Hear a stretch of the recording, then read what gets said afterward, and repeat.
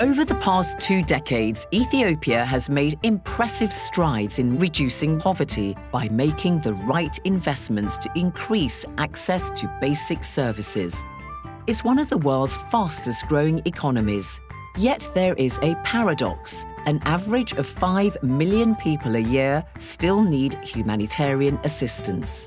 How can this constant cycle of aid be broken? How can communities become more resilient to withstand recurrent shocks like droughts? This is the challenge that the new way of working seeks to address. It's a paradigm shift from managing crisis to managing risk, from being reactive to being proactive, from one sector show to a multi-sector show. When there is drought, there is malnutrition. So we have a nutrition agenda. When there is drought, our people, our children, because of lack of food, there will be school dropouts. So it's an education issue.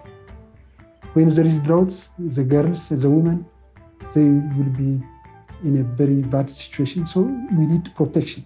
This isn't just theory. We've actually seen it work. And the new way of working is about really building capacities, national capacities and systems to prevent crises from becoming disasters and catastrophes.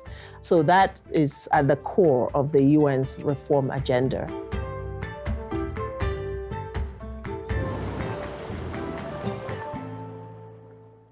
We know it works. Let's show you how. This is a mother-to-mother support group and outpatient treatment program in the Mille area near the Awash River in the Afar region. It caters for children up to the age of 5.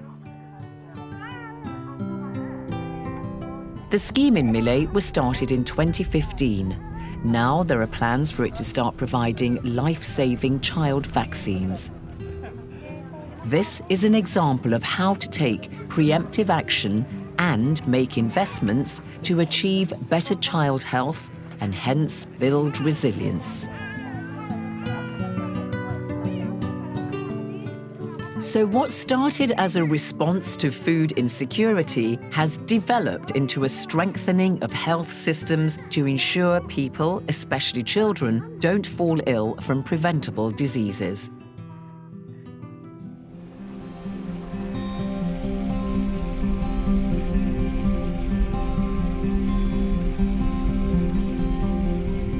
Good hygiene and nutrition, of course, depend on access to clean water.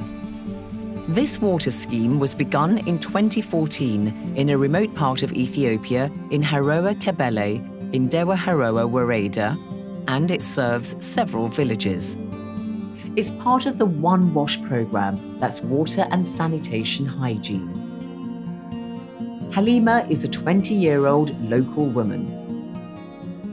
ወንዝ አለመሄድና ጥራት ያለው ውሃ በማግኘት ሆድ ህመም የለም ጥራት በቃ ውሃ ላይ ችግር ነበር የሆነ ነገርም ብንሰራ በወገባችን Ultimately, our goal is for self-sustained economic growth and the society. A good example of self-sustaining communities are these IDPs, internally displaced persons, at the Gabi IDP Center in City in the Somali region of Ethiopia. They were mostly pastoralists, but were hit hard by drought. The Ethiopian government, together with its partners, provided water supplies. So, these IDPs now farm and are agro-pastoralists who produce surplus food and have healthy livestock.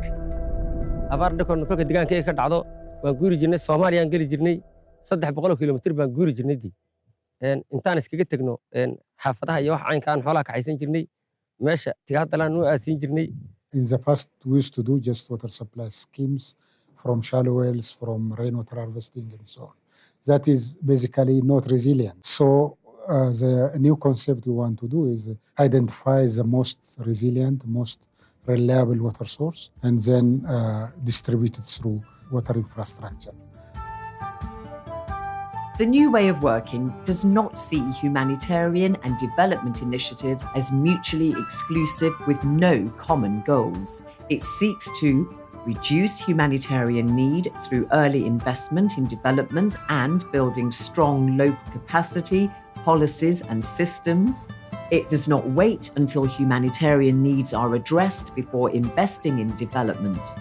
An integrated approach means both long-term development is tackled along with vulnerability to shocks, especially in drought-affected areas. The new way of working is about strong integration and coordination between all government actors, development partners, the private sector, and research institutions. And it calls for innovative interventions as well as innovative sources of development financing, for example, through public-private partnerships.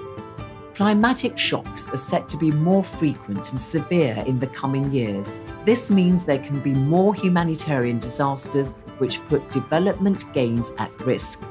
The good news is that there is a new understanding among partners that the humanitarian and development sectors should work more closely together.